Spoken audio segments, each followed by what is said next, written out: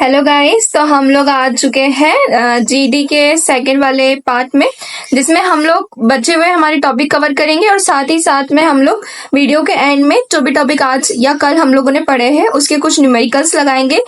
हम लोगों ने जो फर्स्ट और सेकंड वीडियो में जो बेसिक कॉन्सेप्ट हम लोगों ने अपना क्लियर किया है वो बहुत ही ज्यादा एकदम लो लेवल का था। जो बच्चे पढ़ते हैं उस लेवल का हम लोगों ने आप लोगों को पढ़ाया था, just for the basic information. ठीक है, अब जो हम न्यूमेरिकल्स लगाने वाले हैं इस वीडियो के एंड में वो थोड़े टफ होंगे। उसका जो लेवल होगा वो उसी लेवल के अकॉर्डिंग होगा जिस प्रकार से हम लोगों का लास्ट टाइम जीडी का पेपर बनाया गया था उन लोगों ने, मतलब एनटीए के द्वारा जो बनाया गया था पेपर, उस लेवल के हम लोग न्यूमेरिकल्स अब वीडियो के एंड में सॉल्व करने वाले हैं।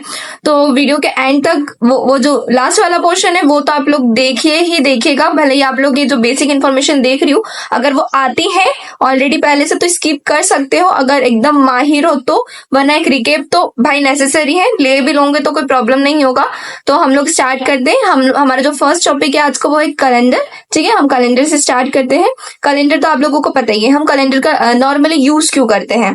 ठीक है, ये आप लोगों को पता है कि हम कैलेंडर का नॉर्मली यूज क्यों करते हैं। तो हम लोग कैलेंडर का नॉर्मली यूज करते हैं डे देखने के लिए, डेट या फिर कौन सा ईयर चल रहा है, किस दिन हमें कहाँ जाना है, कौन सा इवेंट किस दिन कंडक्ट हो रहा है, मतलब ये सारी इन्फॉर्मेशन के लिए हम लोग नॉर्मली कैलेंडर का यूज करते हैं। ठीक है, फर्स्ट टॉपिक है हमारा कैलेंडर। ठीक है, आप लोगों को पता है कि हम लोग कैलेंडर का क्यों यूज करते हैं। हम लोग कैलेंडर का नॉर्मली किस चीज के लिए यूज करते हैं, डे, डेट, वीक, ईयर, ये सारी चीजें की इन्फॉर्मेशन के लिए हम लोग कैलेंडर का यूज करते हैं। कभी हमें कहीं पहुंचना है, किसी तारीख को कोई सा फंक्शन है, कोई सा इवेंट है, नॉर्मली उस सब चीजों के लिए हम लोगों को कैलेंडर की जरूरत पड़ती है। ठीक है, तो ये हम लोगों को डे बताता है, वीक बताता है, ईयर बताता है और काफी बहुत सारी इंपॉर्टेंट इन्फॉर्मेशन हम लोगों को कैलेंडर से मिल जाती है। तो चलो स्टार्ट करते हैं कि आखिर का कैलेंडर में है क्या। तो सबसे पहले हम लोग क्या पढ़ेंगे, हम लोग ये पढ़ेंगे कि भाई नॉर्मल इन्फॉर्मेशन तो मैं आप लोगों को दे देती हूँ। एक ईयर में देखो 2 ईयर्स होते हैं आपके पास, एक ऑर्डिनरी ईयर होता है और एक लीप ईयर होता है। आप लोगों को पता है ऑर्डिनरी ईयर में आप लोगों के 365 डेज होते हैं। ठीक है, लीप ईयर में आप लोगों के 366 डेज होते हैं। मालूम है ना आप लोगों को ये चीज। ठीक है, तो ये थी आप लोगों की 2 ईयर्स की बात, ऑर्डिनरी ईयर और एक है आप लोगों का लीप ईयर। ठीक है, अब हम दूसरे पे पहुंच जाते हैं। 1 वीक इंक्लूडेड फॉलोइंग 7 डेज। एक वीक में 7 दिन होते हैं, ये आप लोगों को पता है। ठीक है, अब भले ही वो ऑर्डिनरी ईयर हो या फिर लीप ईयर हो, वो मैटर नहीं करता। एक वीक में आप लोगों का 7 दिन ही होता है, ये तो सभी को पता है, बच्चों को भी पता है। ठीक है, तो वो 7 दिन कौन कौन से होते हैं ये भी आपको पता होगा, लेकिन फिर भी रीड आउट कर ही देती हूँ। Monday, Tuesday, Wednesday, Thursday, Friday, Saturday, Sunday. ठीक है, the days repeat itself after completion of the week. ये वीक बार बार रिपीट हो जाते हैं। जैसे इन लोगों का 7 दिन का इंटरवल खत्म होता है, वैसे ही वापस से लोग मंडे से स्टार्ट हो जाते हैं। मंडे से संडे तक चलते हैं, फिर वापस से अगेन जैसे ओवर होता है ये 7 दिनों का इन लोगों का पीरियड, वापस से मंडे से लोग स्टार्ट हो जाते हैं। ठीक है, यही गिवन है इस पेज में। फिर नेक्स्ट पेज में हम लोग मूव करते हैं। नेक्स्ट पेज में आप लोगों का ओड डे दिया है। जो ओड डे है ये बहुत ज्यादा इंपॉर्टेंट टॉपिक है आप लोगों का इस एग्जाम में, बिकॉज इससे रिलेटेड क्वेश्चन लास्ट टाइम मेरे अकॉर्डिंग पूछा गया था, शायद मुझे याद नहीं है, क्योंकि मैं इतनी प्रैक्टिस कर चुकी हूँ ऑड डे की कि भाई मुझे ऑड डे हर जगह दिख जाता है।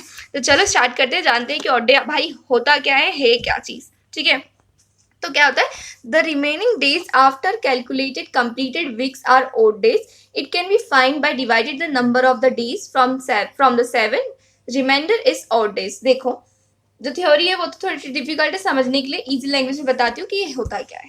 ठीक है, तो देखो कोई भी दिन, number of days, any number of days is divided by 7 और जो रिमाइंडर बचता है वो होता है आप लोगों का ओड डे। एग्जाम्पल ले ले, चलो ठीक है एग्जाम्पल ले लेते हैं। सपोज कर लो नंबर ऑफ डेज आप लोगों का कितना है, सपोज कर लो 9 नंबर ऑफ डेज है आप लोगों का 9। ठीक है, इस 9 को हम लोग 7 से डिवाइड करेंगे। 7 से क्यों, एक वीक में 7 दिन होते हैं। ठीक है, इसके अकॉर्डिंग हम लोग उस 9 को 7 से डिवाइड कर रहे हैं। ठीक है, 9 को 7 से डिवाइड करेंगे तो कितने दिन बचेंगे आप लोगों के पास नीचे, मतलब रिमाइंडर क्या बचेगा आप लोगों के पास, आप लोगों के पास रिमाइंडर बचेगा 2। तो जो 2 है वो आप लोगों का हो जाएगा ऑड डे।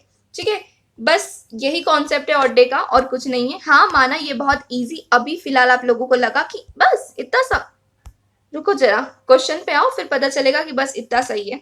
ठीक है, चलो नेक्स्ट पे चल जाते हैं।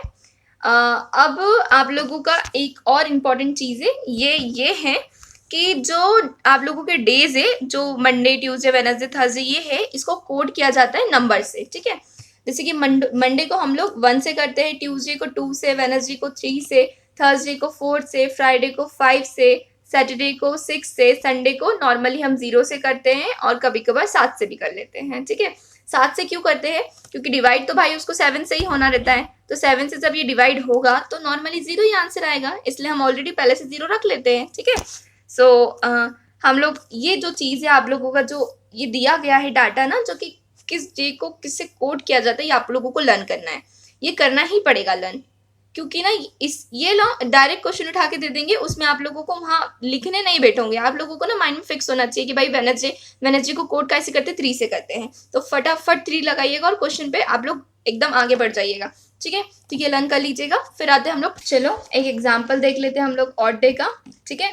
तो देखो लिखा है, अगर आज मंडे है, today is Monday, after 61 days it will B, अगर आज मंडे है तो 61 डेज के बाद क्या होगा, ठीक है। ऐसे क्वेश्चंस देखने को मिलते हैं, तो चलो इसका सोल्यूशन करते हैं। आप लोगों को पता है कि हर एक दिन मतलब हाँ, जो आप लोगों का वीक है हर 7 दिन के बाद रिपीट होता है, Monday Tuesday Wednesday Thursday Friday Saturday Sunday, ठीक है। ये पीरियड खत्म, वापस से रिपीट होने वाला है, इसके लिए हम लोग उसको 7 से डिवाइड करते हैं। ऑड डे फाइंड आउट करने के लिए नंबर ऑफ डेज को हम लोग 7 से डिवाइड करते हैं, जो रिमाइंडर बचता है वो हमारा क्या होता है, ऑड डे होता है। सेम प्रोसेस यहाँ पर भी लगेगी, लेकिन वो जो कोडिंग वाला मैंने जो आपको कोड बताया था कि मंडे को हम लोग 1 से करते हैं, ट्यूसडे को 2 से करते हैं, ये वाली चीज़ यहाँ पर यूज होने वाली है, ठीक है। देखो दिखाती हूँ मैं कैसे।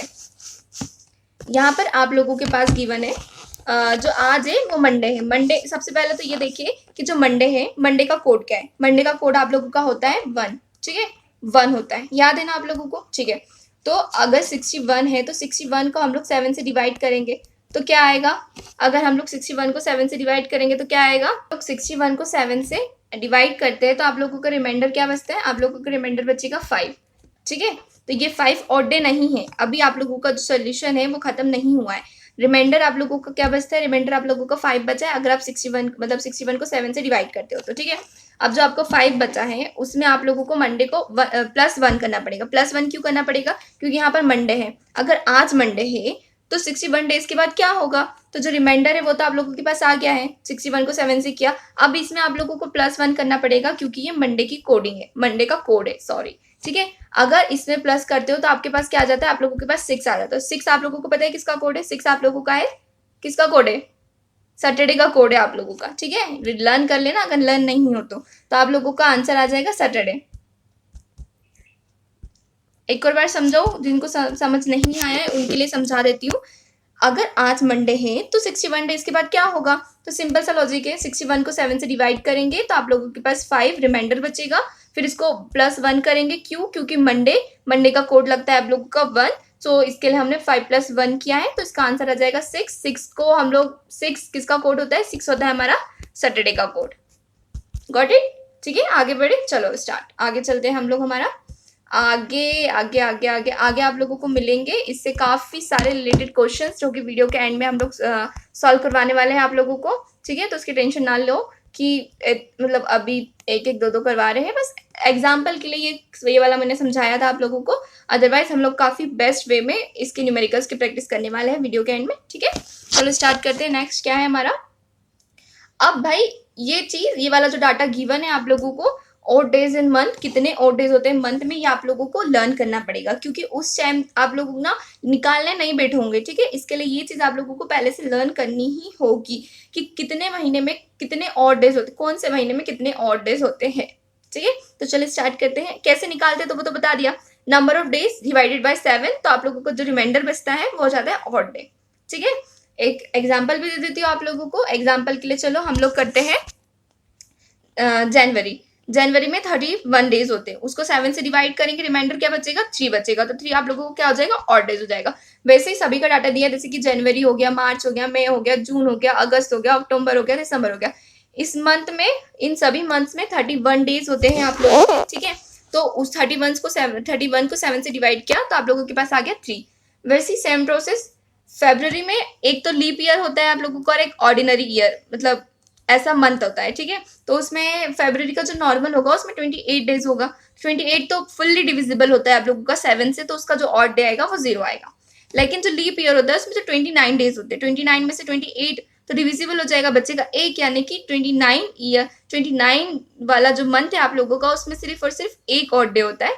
और जो अप्रैल, जून, सितंबर, नवंबर होते हैं उसमें 30 दिन होते हैं, तो 30 को 7 से किया, 2 बचा, यानी कि 2 ऑड डेज होते हैं। ठीक है, आगे बढ़े, चलिए स्टार्ट करते हैं, रीड आउट कर लेते हैं। Normal year which is not divisible by 4। देखो नॉर्मल ईयर क्या कौन कहलाते हैं, जो कि 4 से डिविजिबल नहीं होते हैं। वैसे ही जो सेंचुरी ईयर होते हैं जैसे कि 100, 200, 1900, 2000, ये सेंचुरी ईयर क्यों है, क्योंकि 400 से डिविजिबल नहीं है। ठीक है, नेक्स्ट अपना पॉइंट है, that means 1900 is divisible by 4 and we may think, अगर 1900 है वो 4 से फुली डिविजिबल है, तो हम लोगों को क्या लगता है कि हम लोगों को ऐसा लगता है कि एक नॉर्मल ईयर है, बट नहीं, लास्ट में 2 जीरो आ रहे हैं, तो 2 जीरो काय में आते हैं आप लोगों के, 2 जीरो आते हैं आप लोगों के सेंचुरी, मतलब सेंचुरी जो सेंचुरी ईयर्स होते हैं उसमें लास्ट में 2 डिजिट आते हैं जो कि 0 रहते हैं। ठीक है, तो इसमें भी लास्ट में 2 डिजिट आपके क्या है, 0 है, तो ये सेंचुरी ईयर। और सेंचुरी ईयर कौन से कहलाते हैं, जो कि 400 से डिविजिबल नहीं होते। तो ये वाला जो डाटा है आपका 100, 200, 1900, 2000, ये 400 से फुली डिविजिबल नहीं है, इसलिए ये कहलाते हैं आप लोगों के सेंचुरी ईयर। ठीक है, नेक्स्ट पढ़ते हैं, hence it is a normal year, ये आप लोगों को मैंने बता ही दिया है। ठीक है, अब ये है नॉर्मल ईयर में आप लोगों के 365 डेज होते हैं, 52 वीक्स होते हैं और एक ऑड डे होता है। ठीक है, 365 days, 52 weeks plus 1 odd day, ये डाटा याद कर लेना कि एक ऑर्डिनरी और एक नॉर्मल, ऑर्डिनरी और नॉर्मल ईयर दोनों सेम ही होती हैं, सेम ही चीज है। 365 डेज होते हैं, 52 वीक्स होते हैं, 1 ऑड डे होता है। ठीक है, और जो आप लोगों का लीप ईयर हो जाता है उसमें थोड़ा सा डाटा डिफरेंट होता है, उसमें 366 डेज होते हैं आप लोगों के, ऑड डे भी उसमें 2 हो जाते हैं आप लोगों के। ठीक है, वो शायद नीचे में भी आप लोगों को देखने को मिलेगा, हाँ है यहाँ पर, देखो लीप ईयर में 366 डेज होते हैं, 52 वीक्स होते हैं और 2 ऑड डे होते हैं। ठीक है, वीक का डाटा दोनों में सेम है, बट ऑड डे में थोड़ा डिफरेंस है और डेज में भी डिफरेंस है। ठीक है, और उस टाइम में फरवरी में 29 डेज हो जाते हैं, और जो आप लोगों का ऑर्डिनरी डे होता है उसमें 28 डेज हो जाते हैं। ठीक है, एक एग्जाम्पल ले लें अपन, चलो ले लेते हैं, which of the following is a leap year. अब इसमें से फाइंड आउट करना है लीप ईयर कौन सा है, कैसे फाइंड आउट कर दें, पता है आप लोगों को, हम लोगों ने जस्ट अभी ऊपर देखा लीप ईयर कैसे फाइंड आउट करते हैं, चलो करते हैं। 21 लीप ईयर है, 23 है, या 22 है, या 24 है, डी है, आप डी है इसका आंसर। क्यों डी आप लोगों का इसका आंसर क्यों है, क्योंकि 2024 is divisible by 4, therefore it is a leap year.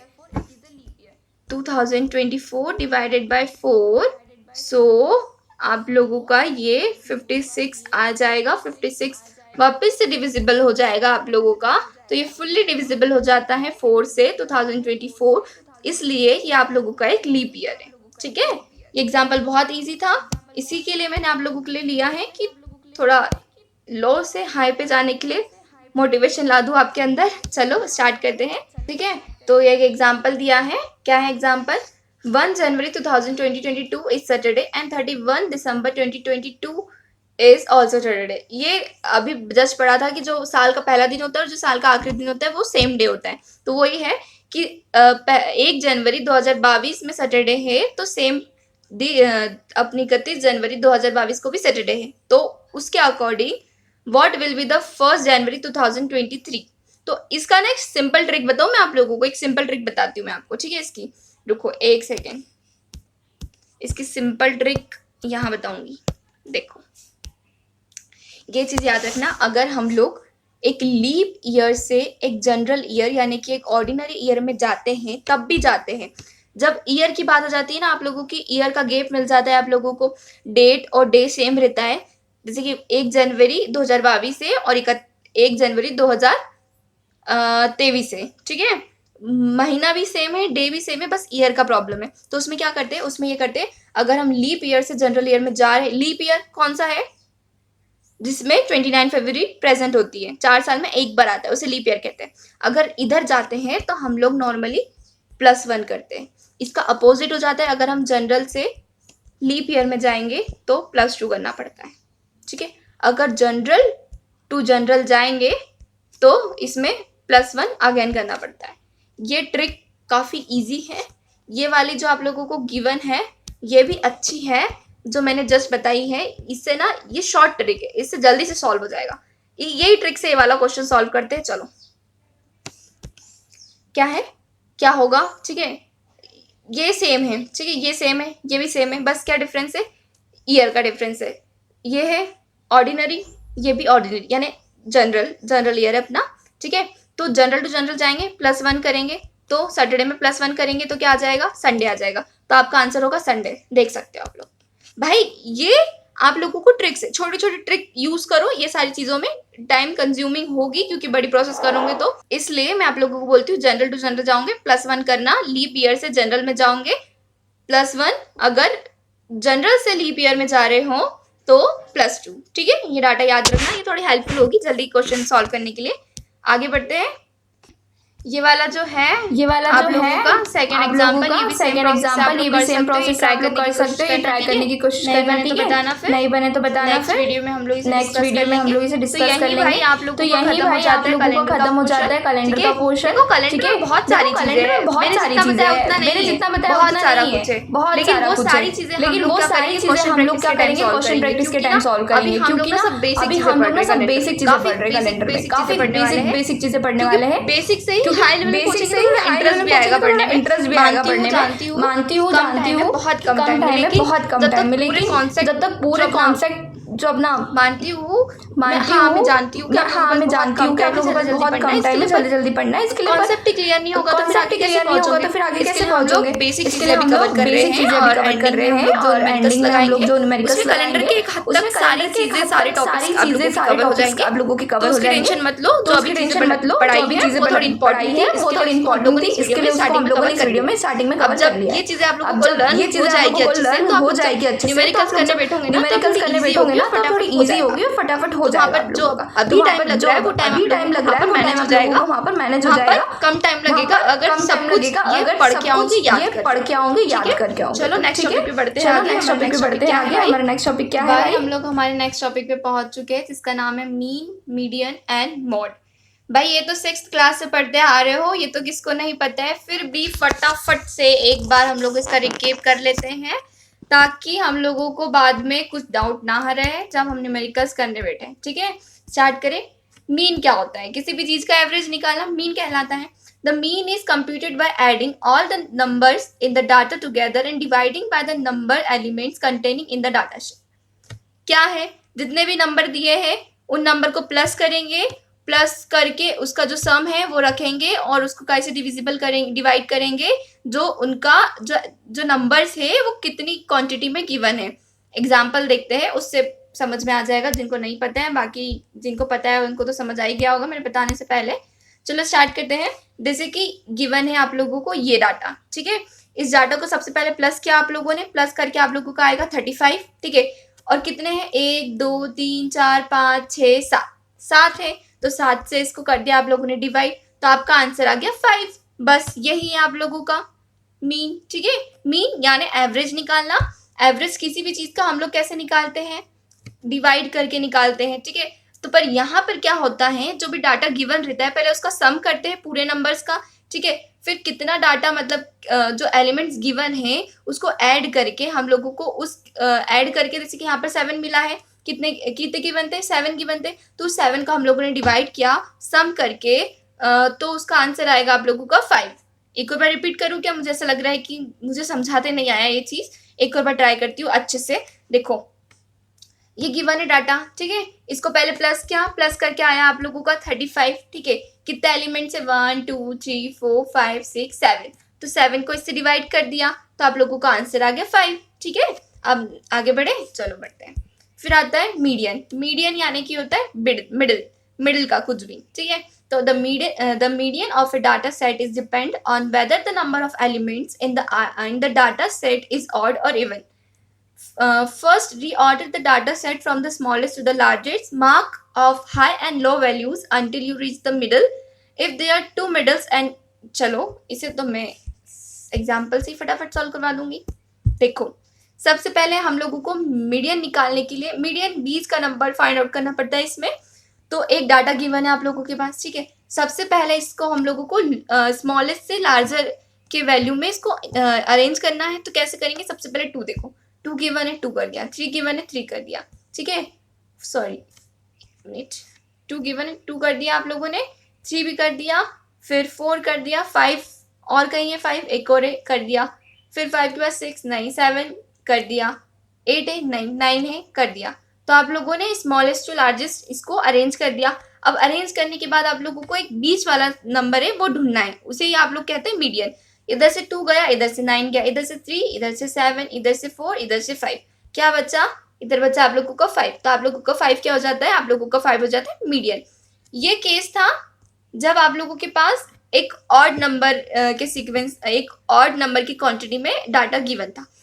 If they will give us in the even number, ठीक है, जो डाटा है वो इवन नंबर में देते हैं, देन क्या होगा? चलो देखें। चलो अगेन एक डाटा प्रोवाइड किया है, सबसे पहले तो अरेंज कर लेंगे स्मॉलेस्ट से लार्ज नंबर की सीक्वेंस में। 2, इधर से 9, इधर से 3, इधर से 5। अब भाई किधर करें? इधर करेंगे तो उधर पार्शियलिटी होगी, उधर से काटेंगे तो इधर पार्शियलिटी होगी, तो दोनों को ही हम लोगों को मीडियन, अभी मीडियन नहीं निकला है, दोनों को ही मीडियन के लिए रख लेंगे। 4 + 5 करेंगे 9 हो जाएगा, फिर 9 को हम लोग 2 से डिवाइड करेंगे तो 4.5 निकलेगा, जो 4.5 निकलेगा वो होगा आप लोगों का मीडियन, ठीक है। मीडियन को कैसे डिवाइड करते हैं? अगर इवन नंबर की क्वांटिटी में नंबर डाटा गिवन रहता है तो जो 2 बीच के नंबर रहेंगे उसको हम लोग 2 से डिवाइड, प्लस करके 2 से डिवाइड करेंगे, जो आंसर निकलेगा वो हो जाएगा आप लोगों का मीडियन, ठीक है। चलो नेक्स्ट पे बढ़ जाते हैं। आपका नेक्स्ट है मोड। मोड में क्या होता है? मोड को भी देख लेते फटाफट से। मोस्ट ऑफन, जो ज्यादा बार आता है उसे हम मोड बोलते हैं। जैसे कि the mode for a data set is the element that occur the most often. It is not uncommon for a data set to have more than one mode. This happens when 2 or more elements occur with equal frequency in the data set. चलो इसे ना हम लोग example के through ही समझेंगे, वो ज़्यादा better होगा। चलो डाटा सेट गिवन है, हाँ भाई गिवन है, इसमें बस ये देखना है कि ज़्यादा बार कौन सा नंबर रिपीट हुआ है। जो ज़्यादा बार नंबर रिपीट हुआ है वो आप लोगों का मोड हो जाएगा। 2 है, नहीं है, एक बार ही है। ये 3 है, नहीं है। 4 है, एक ही बार है। 5 2 बार है। 9 एक बार है। 7 एक बार है। 2 बार क्या है? 5 है। सबसे ज्यादा बार क्या रिपीट हुआ है? 5 रिपीट हुआ है। तो आप लोगों का मोड क्या हो जाएगा? 5 हो जाएगा। एक और बार देख ले, एक और बार देख लेते हैं। अब भाई ये इवन में दे दिया है, इवन में नहीं मतलब कि 2 नंबर को 2 बार रिपीट कर दिया गया है। जैसे कि 2 2 5 5 2 बार, 3 एक ही बार है, 4 भी एक ही बार है, 7 भी एक ही बार है। तो आपका मोड क्या हो जाएगा? 2 और 5 दोनों हो जाएगा, ठीक है। ये भी हो गया। चलो इसके बाद हम लोग, यही हमारा जो था मीन मीडियन मोड खत्म हो गया है। इसके न्यूमेरिकल्स करें। देखो last time I think mean median mode से क्वेश्चन आया था, बहुत टफ था, लिटरली टफ था वो क्वेश्चन। ये देख लिया ना, बच्चों के लेवल का था ना जो अभी पढ़ाया मैंने फिलहाल, ये बेसिक था क्योंकि। चलो न्यूमेरिकल्स करेंगे तब समझ में आ जाएगा कि क्या लेवल आएगा क्वेश्चन का इस टॉपिक से, ठीक है। नेक्स्ट टॉपिक पे बढ़ते हैं फटाफट से। चलो स्टार्ट करते हैं। क्या है next topic? Time and distance, ठीक है। चलो टाइम एंड डिस्टेंस में क्या है देखते हैं हम लोग। अभी तो फिलहाल बेसिक फॉर्मूले गिवन है वो पढ़ लेते हैं हम लोग। स्पीड का क्या है? Distance upon time. टाइम का है डिस्टेंस अपॉन स्पीड। डिस्टेंस का है स्पीड इनटू टाइम। ये तो भाई बचपन से पढ़ते आ रहे हो तो ये तो पता ही होंगे। अगर जिनको नहीं पता है ये लर्न कर लीजिएगा क्योंकि बाकी अभी नीचे सब कुछ काम आएंगे और इसी की मदद से आप लोग जो आपके न्यूमेरिकल से क्वेश्चन से सब कुछ लगा पाओगे, वरना कुछ नहीं हो पाएगा। इसलिए जिनको याद है वेल एंड गुड, और जिनको नहीं पता है एक बार लर्न कर लो, देख लो, ठीक है। अब क्या है? अब आप लोगों को यूनिट गिवन है। जैसे कि टाइम की कितनी यूनिट्स होती है, देखो सेकंड्स में लिख सकते हैं, मिनट्स में, आवर्स में। फिर डिस्टेंस को metre, kilometre, miles, feet. Speed को मीटर पर सेकंड, किलोमीटर पर आवर, ठीक है। ये यूनिट से जो कि आप लोगों को क्वेश्चन सॉल्व करते हैं ध्यान देना पड़ता है कि भाई टाइम सेकंड्स में गिवन है या मिनट्स में। अगर टाइम सेकंड्स में गिवन है तो आप लोगों को डिस्टेंस भी मीटर्स में लेना पड़ता है और स्पीड भी मीटर पर सेकंड में लेनी पड़ती है, ठीक है। अगर मिनट में है तो इसको भी किलोमीटर पर आवर में और इसको भी किलोमीटर में, ठीक है। चलो ये यूनिट्स का थोड़ा खेल गड़बड़ हो जाता है अगर आप लोग ध्यान नहीं देते हो क्वेश्चन में कि क्वेश्चन में क्या लगाया गया है। सो उस टाइम आपको दिक्कत हो जाती है थोड़ा बहुत, ठीक है। इसके लिए ध्यान दीजिएगा। इसके बाद प्रॉब्लम गिवन है, उसे सॉल्व करते हैं हम लोग। ठीक है, क्या गिवन है? ठीक है, if a train is 200 metre long runs at 50 metre पर second then find the total time. तो भाई एक ट्रेन है जो कि डिस्टेंस कितना कवर कर रही है आप लोगों का 200 मीटर। कितने स्पीड क्या है इसकी? स्पीड है आप लोगों की 15 मीटर पर सेकंड। तो इसका हम लोग को टाइम निकालना है। तो टाइम का फॉर्मूला आप लोगों ने ऊपर ही देखा है, क्या है? Distance upon time. तो डिस्टेंस आप लोगों को गिवन है 200 और आप लोगों को 200 मीटर और स्पीड क्या है 50 मीटर पर सेकंड। तो इसको डिवाइड कर देंगे 4 सेकंड आप लोगों को आंसर आ जाएगा। कितना इजी था, देखा? चलो यहीं पर ये वाला टॉपिक भी खत्म हो जाता है। इसके बाद नेक्स्ट टॉपिक पे जाते हैं। भाई इसमें से लास्ट टाइम क्वेश्चन आया था, इसीलिए टॉपिक हम लोगों ने लिया है, अदरवाइज हम लोग नहीं लिया है। तो बस फॉर्मूला देख लो, बाकी तो बोला है बेसिक पढ़ा रहे हैं तो बेसिक पढ़ो, एंड में देखते हैं क्या होता है आप लोगों को बेसिक। चलो स्टार्ट करते हैं नेक्स्ट टॉपिक पे। नेक्स्ट टॉपिक क्या है? Direction and distance. चलो देख लेते हैं इसमें भी क्या है आप लोगों का। डायरेक्शन एंड डिस्टेंस में क्या है? In this chapter the questions consist of a short directions puzzles. A successive follow-up of direction is formulated and we are required to ascertain the final direction on the distance between 2 points. इसमें कुछ नहीं है, आप लोगों को एक direction का puzzle दिया जाता है, उसको आप लोगों को सॉल्व करना पड़ता है। वो आप लोगों को नीचे पता चल जाएगा कि कैसे क्या क्वेश्चंस आते हैं। चलो देखो, आप लोगों को नॉर्मली पता है 4 मेन डिस्टेंस होते हैं। एक होता है north, south, east, west. East right side होता है, वेस्ट लेफ्ट साइड होता है, नॉर्थ सामने होता है, साउथ पीछे होता है। पता है ये चीज? ठीक है। और इसके भी क्या होते हैं? इसके भी आप लोगों के पास सबऑर्डिनेट डायरेक्शन होते हैं। ठीक है, चलो ये कुछ गिवन है, देखते हैं। Each main direction change undergoes a 90 degree change in the direction from north to west east. It will be 90, okay, but the change between north and south east is only 45। भाई simple है ये तो, बहुत ज्यादा यहाँ से ही समझ लेंगे हम लोग। क्या होता है कि नॉर्थ, ईस्ट, साउथ, वेस्ट, अभी ये चारों को देखो, अभी जो बीच के इनके सब ऑर्डिनेट्स है उनको इग्नोर करो। ठीक है, तो भाई नॉर्थ और ईस्ट के बीच में 90 डिग्री का आप लोगों का बन रहा है एंगल। नॉर्थ और वेस्ट के बीच में भी वही हो रहा है, वेस्ट और साउथ के बीच में भी वही हो रहा है, और ईस्ट और साउथ के बीच में भी आप लोगों को 90 डिग्री का एंगल बन रहा है। तो ये आप लोगों को ये बता रहे हैं कि जो डायरेक्शन है आप लोगों के 4 मेन डायरेक्शन, उनके बीच में आप किधर भी मुड़ो, किधर भी जाओ, कोई से भी डायरेक्शन में रहो, लेकिन जो जिस भी डायरेक्शन में रहोगे उसका जो बाद वाला डायरेक्शन है उससे आप लोग 90 डिग्री का एंगल बना होंगे ही।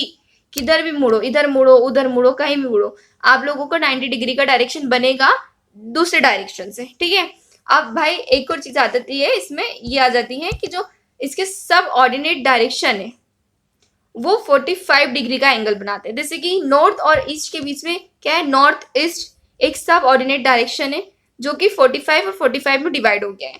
ठीक है, नॉर्थ से नॉर्थ ईस्ट 45 डिग्री का एंगल बना रहा है, नॉर्थ ईस्ट से ईस्ट 45 डिग्री का एंगल बना रहा है। सेम प्रोसेस चारों डायरेक्शन में होगी और उनके सब ऑर्डिनेट्स में होगी। ठीक है, ये भी समझ में आ गया। चलो आगे बढ़ते हैं। क्या है इसमें?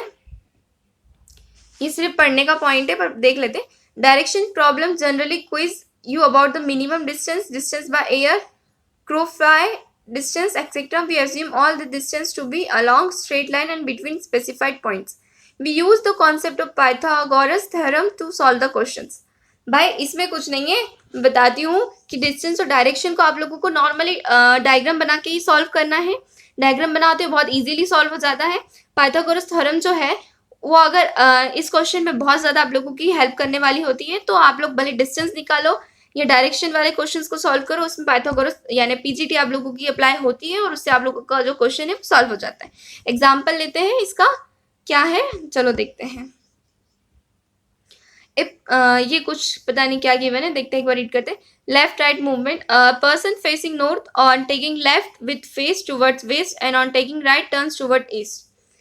आप किधर से डायरेक्शन किधर से माना जाता है? एक जो पर्सन है उसका जो फेस है वो किधर मुड़ रहा है, उधर से हम लोग डायरेक्शन है उसको मानते हैं। जैसे कि मैं अभी इधर हूँ, तो ये मेरा जो डायरेक्शन है, मेरा फेस है नॉर्थ की साइड, तो मैं इसको क्या मानूंगी कि मैं नॉर्थ की साइड खड़ी हूँ, मेरा डायरेक्शन नॉर्थ है।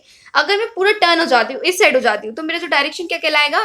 राइट साइड हो रहा है तो ईस्ट आ रहा है, तो मेरा डायरेक्शन हो जाएगा ईस्ट। ठीक है, ये गिवन है इसमें। फिर देखो आगे क्या गिवन है, ये तो आप लोगों को बताया गया है, जो ऊपर बताया उसी को उन लोगों ने समझाने की कोशिश करी है। एक ये भी है, whenever a person moves to his left side he will move towards anticlockwise direction.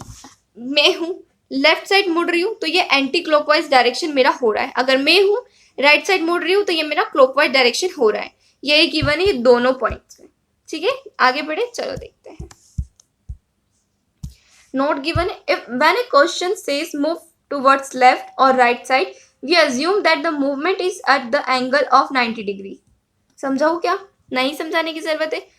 एक अगर क्वेश्चन आता है कि एक पर्सन लेफ्ट साइड मुड़ रहा है फिर राइट साइड के मुड़ रहा है तो उसके बीच में क्या आप लोगों का एंगल बन रहा है? 90 डिग्री का बन रहा है।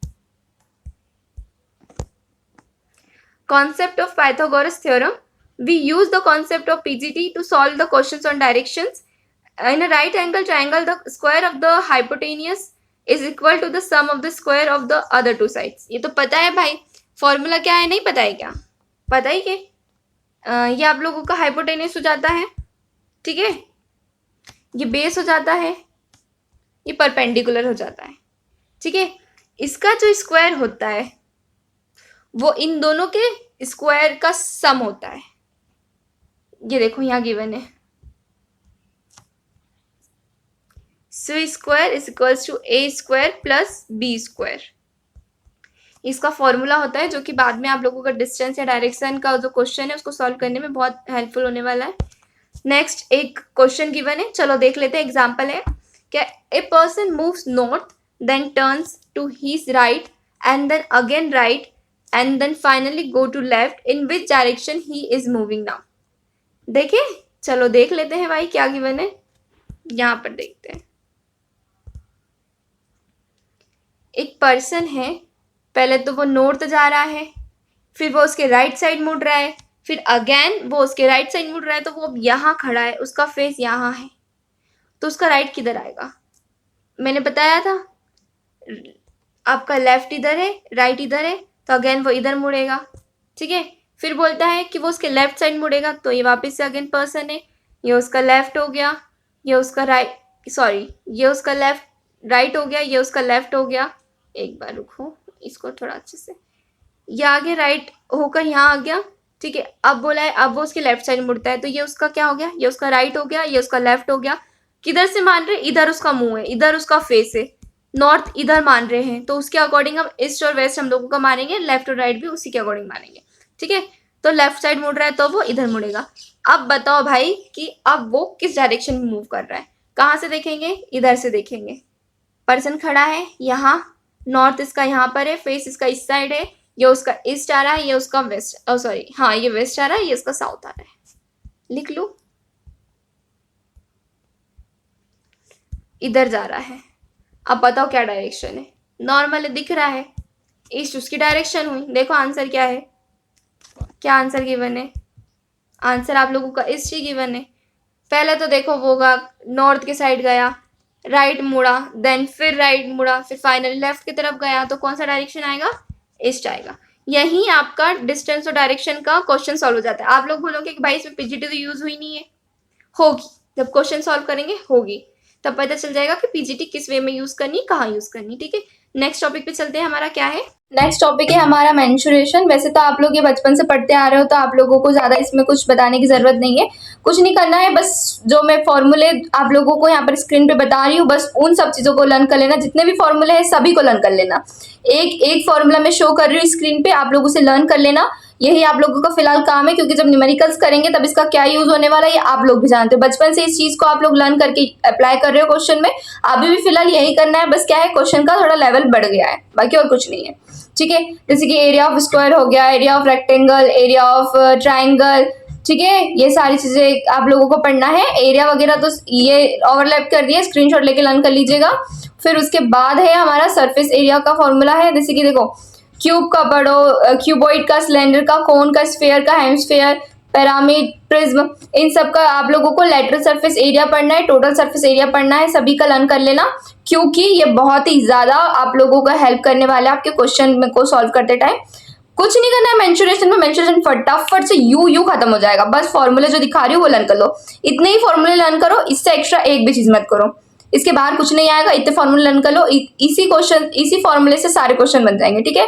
अब नेक्स्ट टॉपिक पे चलते हैं हम लोग। हमारा मेंसुरेशन के बाद हमारा जो टॉपिक है वो लास्ट टॉपिक है, फिलहाल हमारा फिलहाल लास्ट टॉपिक है, इसके बाद और भी चीजें करना है, जैसे कि क्वेश्चन प्रैक्टिस, PYQ, ठीक है। तो क्या है हमारा नेक्स्ट टॉपिक हमारा है अभी हम लोग पढ़ेंगे सिंपल इंटरेस्ट और कंपाउंड इंटरेस्ट। क्या पढ़ेंगे हम लोग? सिंपल इंटरेस्ट और कंपाउंड इंटरेस्ट, ठीक है। तो सबसे पहले हम लोग जान लेते हैं कि इंटरेस्ट क्या होता है, ठीक है। When you borrow money from someone or use somebody else's money, you have to pay a service charge to him. जब हम किसी से मनी लेते हैं तो उसको जो हम सर्विस चार्ज पे करते हैं, उस चार्ज को हम लोग क्या कहते हैं? इंटरेस्ट, ठीक है। और ये जो इंटरेस्ट होता है ये 2 टाइप्स का होता है। कौन कौन सी 2 टाइप्स होती है इसकी? एक होता है हमारा सिंपल इंटरेस्ट और दूसरा होता है हमारा कंपाउंड इंटरेस्ट, ठीक है।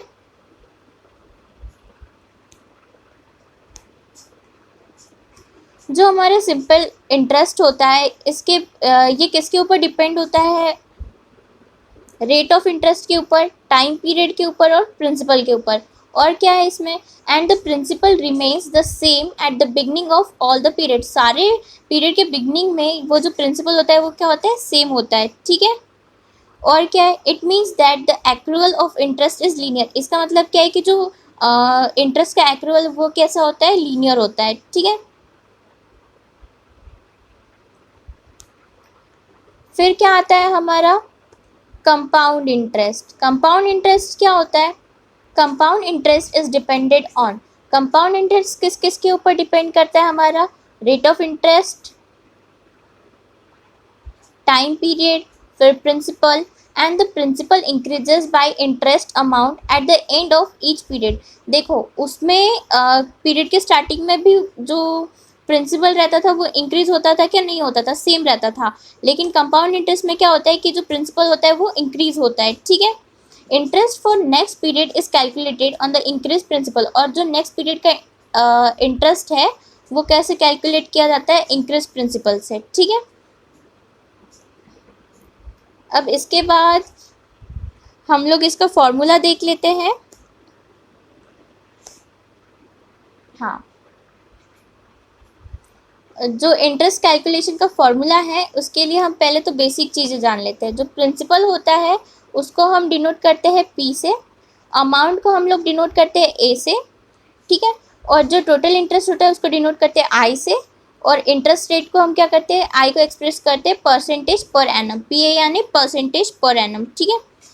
फिर जो टाइम पीरियड है उसको हम किससे डिनोट करते हैं? T से, पर ईयर के हिसाब से, ओके। और क्या है इसमें? Frequency of compounding and express frequency of compounding, इसको हम किससे एक्सप्रेस करते हैं? N से, ठीक है। Number of times in a year.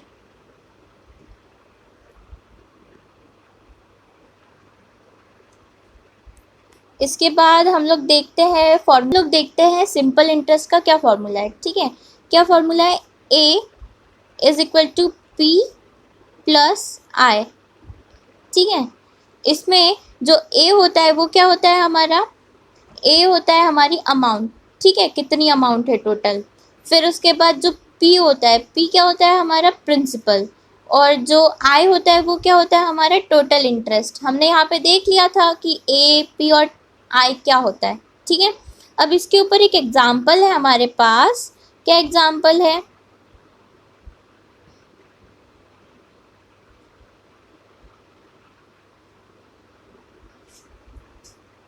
Example है कि अगर P इज इक्वल टू 100 और I इज इक्वल टू 50 तो हमारा A क्या होगा?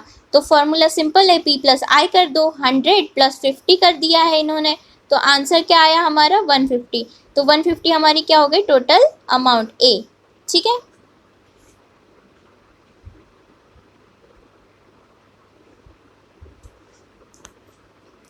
तो हम लोग देखते हैं टोटल इंटरेस्ट का फॉर्मूला।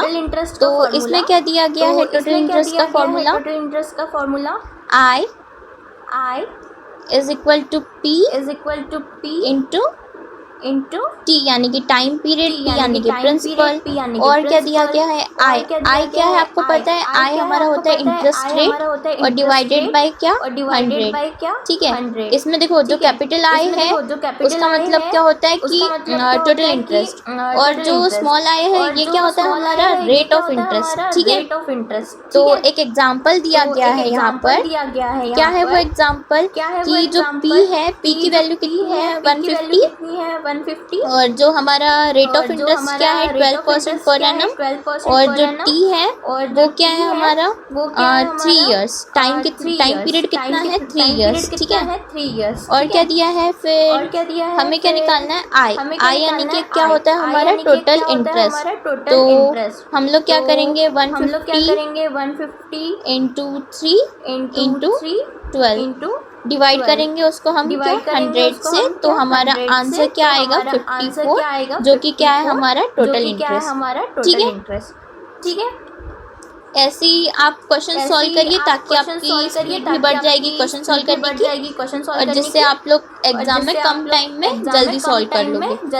ये तो बेसिक क्वेश्चन है, एग्जाम में इससे थोड़े हाई लेवल के क्वेश्चन आएंगे, लेकिन जब तक बेसिक नहीं करेंगे तो हाई लेवल तक कैसे जाएंगे, इसलिए सबसे पहले हम लोग बेसिक कर रहे हैं। और भी हम लोग लास्ट में आपको क्वेश्चन करवाएंगे जो कि बेसिक से लेके एडवांस लेवल के रहेंगे। सो एक और फॉर्मूला है हमारे पास सिंपल इंटरेस्ट का, जिसमें amount is equal to P यानी कि प्रिंसिपल इंटू 1 प्लस टी यानी कि time period, I into I यानी कि हमारा होता है rate of interest divided by 100, ठीक है। इसमें हमें एक एग्जांपल दिया गया है जिसमें p इज इक्वल टू कितना 150, आई क्या होता है हमारा 12% पर एनम, और जो टाइम पीरियड क्या है 3 इयर्स, तो हमें निकालनी है अमाउंट। तो a इज इक्वल टू क्या, a इज इक्वल टू 150, फिर मल्टीप्लाई किससे किया गया है 1 प्लस 3 इंटू 12 बाय 100 से, ठीक है। तो हमारा आंसर क्या आया है 204, ठीक है। फिर बढ़ते हैं हम लोग कंपाउंड इंटरेस्ट की तरफ, ठीक है। कंपाउंड इंटरेस्ट का क्या फॉर्मूला है हमारा, a is equal to p plus I, ठीक है। इसमें जो a होता है आपको सबको पता ही है कि a अमाउंट होती है, p प्रिंसिपल होता है, और जो i है वो क्या है हमारा टोटल इंटरेस्ट, ठीक है। तो इसका और टोटल इंटरेस्ट का और एक फॉर्मूला क्या है हमारा, i is equal to a minus p।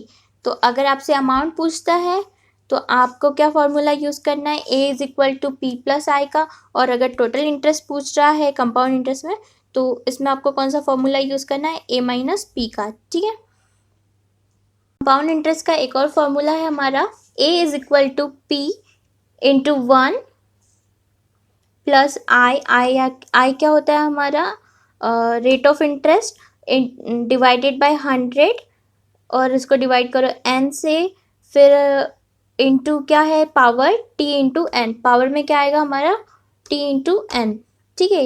ये जो सिंबल है इसका मतलब क्या होता है कि टू द पावर ऑफ और रेस टू, ठीक है।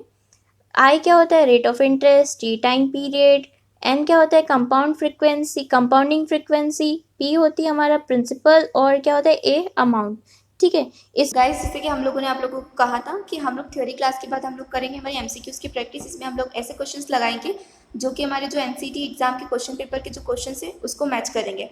तो इस टाइम जो हम लेकर आए हैं क्वेश्चंस उसका लेवल इतना हाई नहीं है, मॉडरेट है।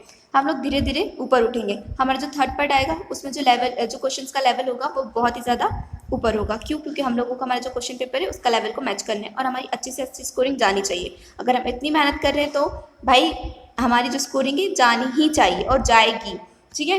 तो जो हम लोगों ने हमारा थ्योरी क्लास में कवर किया था बेसिक कॉन्सेप्ट्स और उसके जो एग्जांपल्स देखे थे उसका जो लेवल था वो बहुत ही ज़्यादा कम था। वो इसके लिए किए थे क्योंकि हम लोगों को चीज़ों को समझना था। अब हम चीज़ें समझ चुके हैं, सारी चीज़ें समझ चुके हैं। इसके लिए हम लोग जो क्वेश्चन प्रैक्टिस करेंगे उसका जो लेवल होने वाला है वो धीरे धीरे बढ़ते रहेंगे, ठीक है। चलो स्टार्ट करते हैं। पहले हम लोग क्या देखेंगे? पहले हम लोग देखेंगे हमारा कोडिंग और डिकोडिंग का, ठीक है। कोडिंग और डिकोडिंग का मैंने आप लोगों को बताया था, वैसे ही सेम वैसा का वैसे ही है, बस थोड़ा सा प्रोसेस और थोड़ी सी उसकी जो भी है वो चेंज हुई है। देखो जैसे कि एनर्जी लिखा है, अगर इन लोगों ने एनर्जी को इससे कोड किया है, हम लोग यहाँ लिख लेते हैं, फिर उसके अकॉर्डिंग समझाएंगे। अगर एनर्जी है तो एनर्जी को इन लोगों ने सी से कोड किया है, ठीक है। एन को इन लोगों ने कैसे कोड किया है, एल से कोड किया है। अगेन ई को इन लोगों ने सी से कोड किया है। आर को इन लोगों ने पी के साथ कोड किया है, ठीक है, पी के साथ नहीं, पी से कोड किया है। फिर जी को इन्होंने ई से कोड किया है, वाई को इन्होंने डब्ल्यू से कोड किया है, ठीक है। अब इसका आप एक चीज़ नोटिस करना कि गैप क्या आ रहा है। आप लोगों के लिए मैंने ऑलरेडी ABCD लिख चुकी हूँ, तो इसमें आप लोगों को बस एक चीज़ देखनी है कि उसमें गैप कैसा आ रहा है, मतलब क्या प्रोसेस, क्या सीक्वेंस था इसको कोड करने का। हम लोगों को इसका सीक्वेंस पता करना है। सीक्वेंस कैसा पता करेंगे हम लोग, जो ई है उसको सी से किया तो आप लोगों को ई कहाँ है, ये है, और आप लोगों का सी कहाँ है, ये रहा। एन को एल से किया है, एन कहाँ है आपका, यहाँ है, और एल आपका यहाँ है। ई को सी से, अगेन आर को पी से, आप लोगों का आर ये है और पी ये है, ठीक है। जी को ई से, वाई को डब्ल्यू से, ठीक। अब एक चीज नोटिस करिए आप लोगों ने ये चीज नोटिस करी होगी कि बैकवर्ड जाता है और एक अल्फ़ाबेट को स्किप करके दूसरे अल्फ़ाबेट से उसने अपने आप को मतलब कोड किया है। जैसे कि यहाँ पर ई डी को इन लोगों ने स्किप किया और ई को सी से कोड किया है, ठीक है। ई को कैसे कोड किया है, सी से, डी को स्किप करके, और वो एक बैकवर्ड स्पेस उन लोगों ने ली है और उसको कोड कर चुके हैं ई को। वैसे ही सेम एन के लिए भी, वाई के लिए भी और आर के लिए भी इन लोगों ने वही प्रोसेस करी है, ठीक है। तो हम लोगों को बस यही प्रोसेस हमारा जो वर्ड है उसको निकालने के लिए करनी है, और वो वर्ड कौन सा है, फॉर्चून, ठीक है। चलो स्टार्ट करते हैं। यहाँ पर हम लोग देखते हैं इसको कैसे कोड करेंगे। अगर एफ है तो एफ को ऐसे लेके जाएंगे हम लोग, ठीक है। फिर क्यों, क्योंकि सेम प्रोसेस हम लोगों को सेम सीक्वेंस हम लोगों को यहाँ पर यूज़ करना है, तो उसी सीक्वेंस के अकॉर्डिंग हम लोगों को फॉर्चून के लिए भी निकालना है। तो एक छोड़ा हम लोगों ने ई को स्किप किया, ठीक है, बैकवर्ड जाना है तो एक स्पेस पीछे गए हम लोग, ठीक है। तो एफ को डी के साथ कोड कर दिया, ओ है। अब ओ को हम लोग एन के साथ करेंगे। आर है, आर को हम लोग गॉड ब्लेस भाई, ऐसा लग रहा है सर्दी होने वाली है, सॉरी। चलो स्टार्ट करते हैं। आर को हम लोग पी के साथ करेंगे, बैकवर्ड जाना है, क्यू को छोड़ के पी पे गए, ठीक है। हम लोगों के पास टी है, टी के लिए हम लोगों को एस को स्किप करना पड़ेगा और टी को वाई के साथ कोड करेंगे। टी को किस से कोड करेंगे, आर से। यू है, यू के लिए हम लोगों को फिर वापस जाना पड़ेगा, एक टी को स्किप करके वाई के पास, एस के पास, ठीक है। फिर है हमारे पास एन, एन कहाँ है, यहाँ है। एन को कौन कोड करेगा, एल करेगा, एम को स्किप करके। फिर आएगा हमारे पास ई, ई को कौन कोड करने वाला है, सी, किसको स्किप करके, डी को, ठीक है। तो ये आप लोगों का बनेगा। सबसे पहले हमने एफ देखा था, एफ को कौन कोड कर रहा है, डी। अब डी से तो भाई सभी स्टार्ट हो रहे हैं, चल ठीक है, हटाओ। ओ, ओ को कौन कर रहा है, एम कर रहा है, भाई एम फिर चारों ही ऑप्शन में है। फिर देखते हैं आर, आर को पी कर रहा है। अब भाई ढूंढो पी, पी आपका सी वाला ऑप्शन आप लोगों को कैंसिल हो जाता है, बाकी तीन ऑप्शन में आप लोगों को पी दिख रहा है, ठीक है। फिर आता है टी, टी को कैसे कोड कर रहे हैं, आर से कर रहे हैं। अब आप देखो कि पी के बाद आपको आर का में, आपको आर ये दोनों में दिख रहे हैं, ठीक है। अब आप लोगों को ये देखना है कि यू को कौन कोड कर रहा है, यू को एस। तो आप देखो इसमें से एस कहाँ है, डी एम पी आर के बाद एस, जो कि आपका डी ऑप्शन, यानी आपका डी ऑप्शन करेक्ट होगा, ठीक है। ये हो गया आप लोगों को कोडिंग और डिकोडिंग का फर्स्ट क्वेश्चन सॉल्व। सीक्वेंस समझना, ऐसे क्वेश्चंस को ना आप लोगों को हर क्वेश्चन में सीक्वेंस अलग होगा, वो एक अलग ही सीक्वेंस यूज़ करेंगे, एक अलग ही प्रोसेस यूज़ करेंगे एक किसी भी वर्ड को दूसरे वर्ड के साथ कोड करने के लिए। और आप लोगों को थर्ड वर्ड को निकालना पड़ेगा कि भाई इसकी कोड क्या होगी। जो क्वेश्चन दिया होगा उसको डिकोड करना पड़ेगा और जो गिवन है उसका कोड तैयार करना पड़ेगा। ये होती है कोडिंग और डिकोडिंग, ठीक है। नेक्स्ट क्वेश्चन पे चल, दूसरे क्वेश्चन पे आ गए हम लोग। जो अपना सेकंड क्वेश्चन है उसमें क्या है, if spark is coded as TQBSL what will be the code of flame, ठीक है।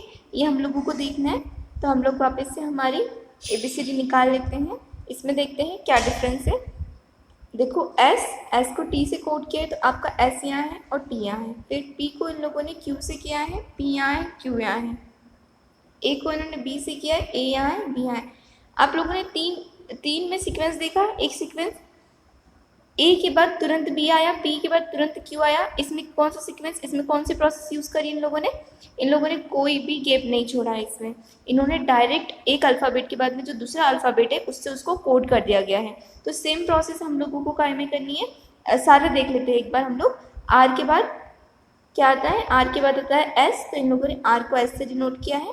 के के बाद आता है एल, तो इन्होंने के को काय से किया है, एल से डिनोट किया है। ठीक है, तो अब हम लोगों को क्या करना है, अब हम लोगों को देखना है कि फ्लेम को हम लोग कैसे कोड करने वाले। तो फ्लेम के लिए हम लोग एफ को जी से करेंगे, एल को एम से करेंगे, ए को बी से करेंगे और एम को एन से करेंगे, ई को एफ से करेंगे। ये होगा हमारा फ्लेम का कोड। ठीक है, तो चलो देखते हैं। सबसे पहले एफ है, एफ को हमने जी से किया, जी चारों में है। एल को हम लोगों ने एम से किया, एम बी वाले ऑप्शन को छोड़ के बाकी तीनों में है। ए को हमने बी से किया, सो सी भी हमारा कट हो गया क्योंकि सी में बी नहीं है, बी की जगह सी गिवन है। एम के बाद एम को हम लोग एन से करेंगे, तो एन कहाँ गिवन है, एन हमारा सिर्फ और सिर्फ ऑप्शन ए में गिवन है। तो इसका राइट आंसर क्या हो जाएगा, ऑप्शन ए। ठीक है, तो ये भी हमारा सॉल्व हो गया है। चलो नेक्स्ट क्वेश्चन देखते हैं। ये भी आप लोगों का कोडिंग और डिकोडिंग का ये थोड़ा सा डिफरेंट है। जो आगे हम लोगों ने 2 क्वेश्चंस किए उससे थोड़ा सा डिफरेंट है आप लोगों का ये वाला क्वेश्चन। ठीक है, चलो देखते हैं इसमें क्या है। तो देखो, bright fresh sunny day is written as किन बिन जिन हिन। ठीक है, फिर ऐसे ही दिया है, scent of fresh flower is written as डिन जिन लिन किन। Bright lights of trunks is written as लिन मीन हिन रिन। Trucks loaded with flowers is written as fin, nin, din, min. What is the code for bright? अब इसमें निकालना है कि जो ब्राइट है इसका कोड क्या होगा। देखो मैं बताती हूँ। सबसे पहले फर्स्ट वाली लाइन और सेकंड वाली लाइन से आप लोग ये जो गिवन इन अ स्टेटमेंट, इसमें कोई सा कॉमन वर्ड ढूंढो जो दोनों में प्रेजेंट है। आपको दिखेगा यहाँ पर फ्रेश। ठीक है, तो अब ये वाला जो कोड है इसमें एक कॉमन वर्ड ढूंढो। ठीक है, अब इसमें आप लोगों को दिखेगा जिन, इसमें आप लोगों को क्या दिखेगा, जिन, एक कॉमन वर्ड दिखेगा। तो इसको फ्रेश को कैसे डिनोट किया इन लोगों ने, फ्रेश को किया है जिन से। कैसे पता चला, जिन दोनों में, फ्रेश दोनों में कॉमन है और जिन में दोनों में कॉमन है। ठीक है, इसके बाद आता है आप लोगों का ब्राइट लाइट्स ऑफ ट्रक और ट्रक्स लोडेड विथ फ्लावर्स। ये वाला क्वेश्चन देखना है। इन दोनों में आप लोगों को कोई सा कॉमन वर्ड दिख रहा है, नहीं दिख रहा है। कौन सा दिख रहा है, ट्रक्स दिख रहा है आप लोगों को इन दोनों में कॉमन वर्ड। ठीक है, तो अब इन दोनों में देखिए कौन सा आप लोगों को कॉमन वर्ड दिख रहा है जो रिपीट हो रहा है दोनों चीज़ में। कौन सा है, आप लोगों का है मिन, जो कि रिपीट हो रहा है। तो ट्रक्स को हम लोग कैसे डिनोट कर रहे हैं, मिन से।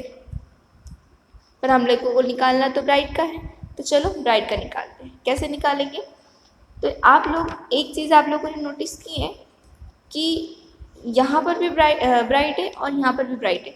अब देखो कि ऐसा कौन सा वर्ड है जो फर्स्ट लाइन और थर्ड लाइन दोनों में कॉमन है। तो आप लोगों को मिलेगा हिन, जो कि फर्स्ट लाइन में भी प्रेजेंट है और सेकंड लाइन में भी, थर्ड लाइन में भी प्रेजेंट है। तो ब्राइट को हम लोग कैसे डिनोट करने वाले, हिन से। समझ में आया आप लोगों को? एक और बार रिपीट कर देती हूँ, अगर नहीं आया तो कुछ नहीं करना है। ये देखना है फर्स्ट वाली लाइन और सेकंड वाली लाइन, दोनों को कंपेयर करने की कौन सा वर्ड इसमें प्रेजेंट है। फ्रेश प्रेजेंट है तो यहाँ पर एक ऐसा वर्ड ढूंढेंगे जो दोनों में प्रेजेंट है। ठीक है, वैसे ही हम लोगों को ब्राइट करना है तो ब्राइट यहाँ भी प्रेजेंट है, यहाँ भी प्रेजेंट है। तो इन दोनों में से फर्स्ट वाली लाइन और सेकंड वाली लाइन में से देखेंगे कि कौन सा वर्ड है जो दोनों में कॉमन है। जो वर्ड कॉमन होगा वो क्या कहलाएगा, आप लोगों का ब्राइट। मतलब ब्राइट को हम लोग उससे कोड करेंगे। ठीक है, ये भी हो गया। चलो नेक्स्ट वाला क्वेश्चन देखते हैं।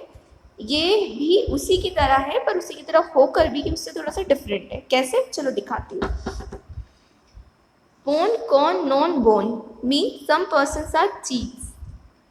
Pon, gone, hon means cheats can be dangerous. Lone, phone, con means dangerous persons might kill. Bone, gone, tone, con means some probably can kill. ठीक है, इसमें हम लोग को निकालना है what is the code for probably. ठीक है, कैसे पता चलेगा, देखो अब आप लोगों को प्रोबेबली सिर्फ और सिर्फ एक ही लास्ट लाइन में दिख रहा है और कहीं नहीं दिख रहा है। ठीक है, सो इसको हम कंपेयर तो नहीं कर सकते, बट हम इसके बाकी के जो वर्ड्स है उनको तो कंपेयर कर सकते हैं ना। अगर हमने उनका निकाल लिया कि उनको किससे डिनोट करते तो ऑटोमेटिकली निकल जाएगा, जो वर्ड बचेगा पता चल जाएगा ना, जो वर्ड बचेगा कि ये तो भाई इसी का है, क्योंकि बाकियों को तो इससे डिनोट कर रहे हैं। चलो पता करते हैं। सम आप लोगों को कहाँ दिख रहा है, फर्स्ट लाइन में दिख रहा है, तो फर्स्ट लाइन में से आप ऐसा वर्ड ढूंढिए जो कि फर्स्ट वाले में भी प्रेजेंट हो, फोर्थ वाले में भी प्रेजेंट हो, क्योंकि फर्स्ट और फोर्थ दोनों में सम कॉमन है। ठीक है, तो इसमें कौन सा होगा, इसमें होगा आप लोगों का, आप भी ढूंढो मैं भी ढूंढती हूँ क्योंकि मैं भी आप लोगों के साथ फर्स्ट एंड कर रही हूँ। ये देखो बोन, बोन आप लोगों को मिला है यहाँ पर कॉमन वर्ड, तो सम को हम लोग कैसे डिनोट कर रहे हैं, सम को हम लोग करेंगे बोन से डिनोट। ठीक है, सम का हो गया। फिर इसके बाद देखते हैं कैन, कैन और कहीं दिख रहा है, हाँ सेकेंड लाइन में हम लोग को कैन विजिबल है। अब सेकेंड लाइन और फोर्थ लाइन को कंपेयर करो कि कौन सा वर्ड कॉमन है। गॉन आप लोगों का कॉमन है, यानी कि पता चल गया कैन को भी हम कैसे डिनोट करें, कौन से डिनोट करें। आगे लास्ट किल, किल आपका थर्ड लाइन में प्रेजेंट है, चलो कंपेयर करते हैं। अब थर्ड और फोर्थ को कंपेयर करेंगे तो क्या निकल रहा है, कौन, कौन दोनों में कॉमन है। ठीक है, तो अब क्या बचा आपका, सिर्फ और सिर्फ टोन बचा, तो इससे पता चल गया कि हम प्रोबेबली को टोन के साथ कॉड, मतलब जो प्रोबेबली है उसका कोड क्या है, टोन है, या टोन का जो कोड है वो प्रोबेबली है।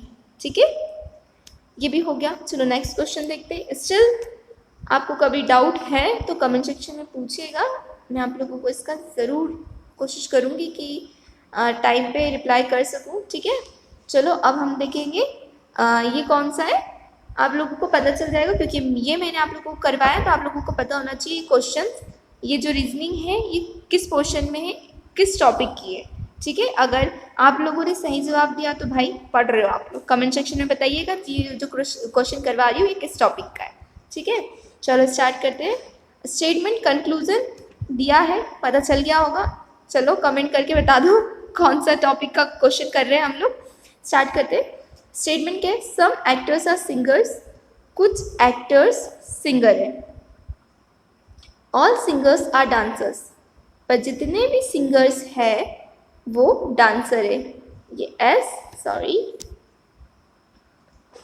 ये डांसर्स, ठीक है, ये डी, ये सिंगर्स और ये एक्टर। इसको थोड़ा सा और बेटर में मैं बना सकती हूँ, यहाँ ना प्रॉब्लम आता है ड्रॉ करने में।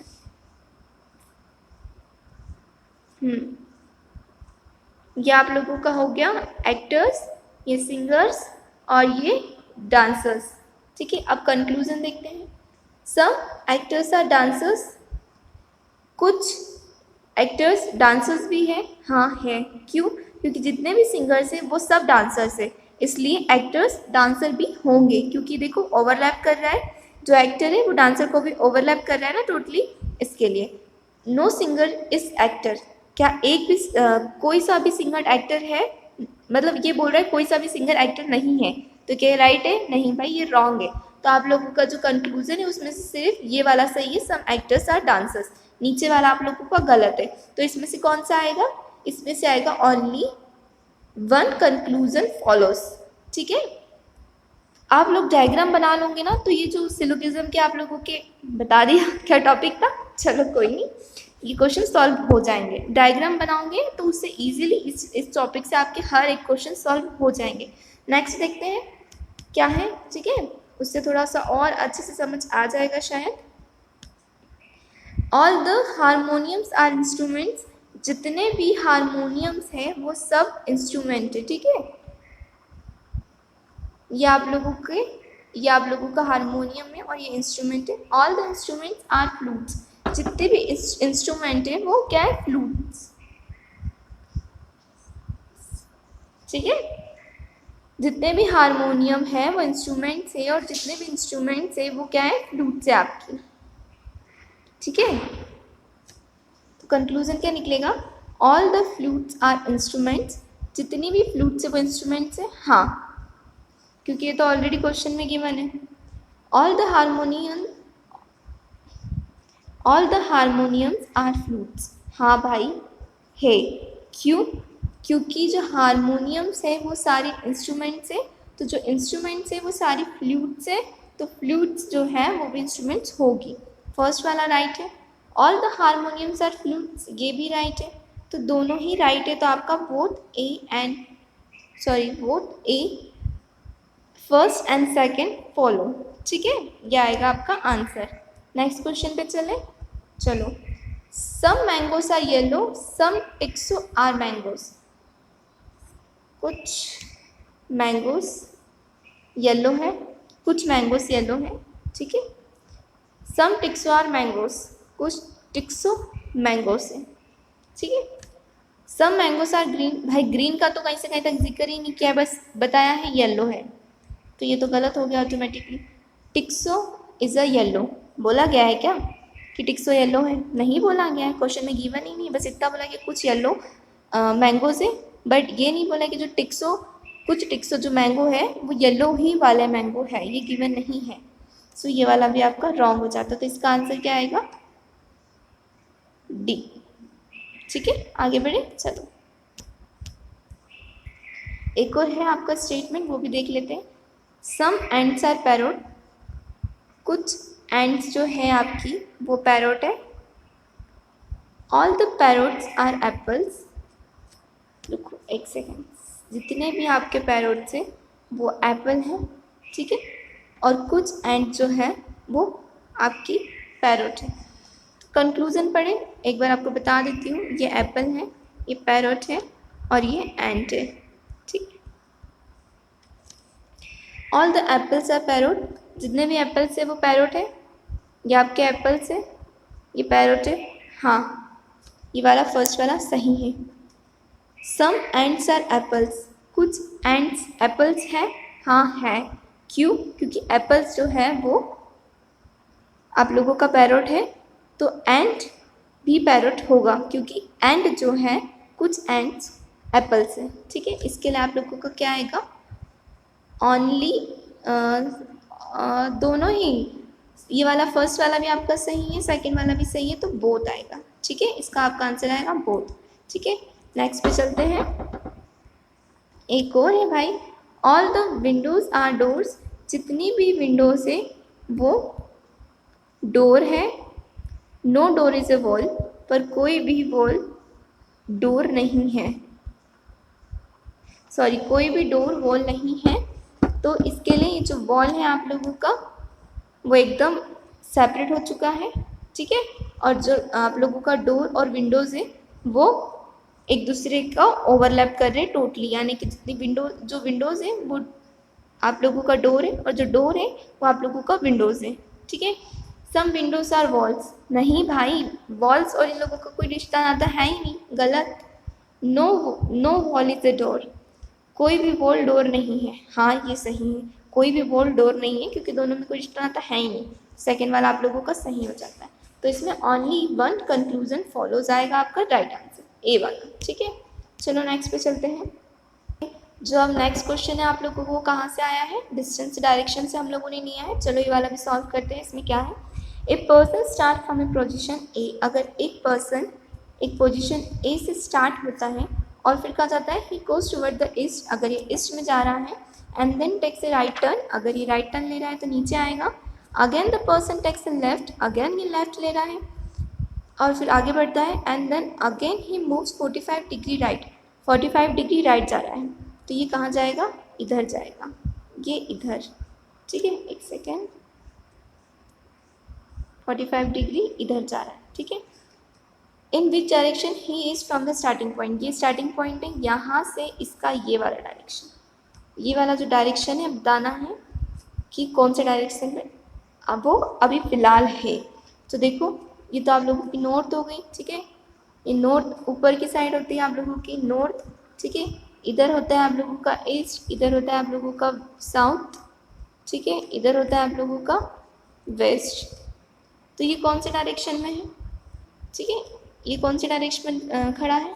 ये इस डायरेक्शन में है, जो इस डायरेक्शन में गया है ना, ये आप लोगों की कौन सी होती है, ये साउथ है और ये ईस्ट है। तो आप लोगों को कौन सी डायरेक्शन हो गई, ये हो गई साउथ ईस्ट। तो ये है साउथ ईस्ट डायरेक्शन में फ्रॉम द स्टार्टिंग पॉइंट। तो ये आप लोगों का हो गया साउथ ईस्ट डायरेक्शन। बस कुछ नहीं, डायरेक्शन का ध्यान रखिएगा और तो कुछ नहीं करना है इसमें। बाकी बहुत सिंपल सिंपल क्वेश्चन है, अभी लेवल इतना ज़्यादा आप नहीं किया है, बाकी फिर भी ठीक है।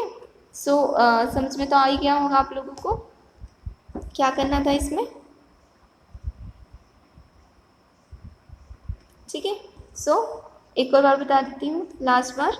एक पर्सन है, यहाँ खड़ा है ए, ठीक है, लेफ्ट जाता, ईस्ट जाता है, ईस्ट के बाद ये राइट टर्न लेता है, राइट टर्न के बाद ये लेफ्ट टर्न लेता है, फिर 45 डिग्री मूव करता है जो कि ये रहता है।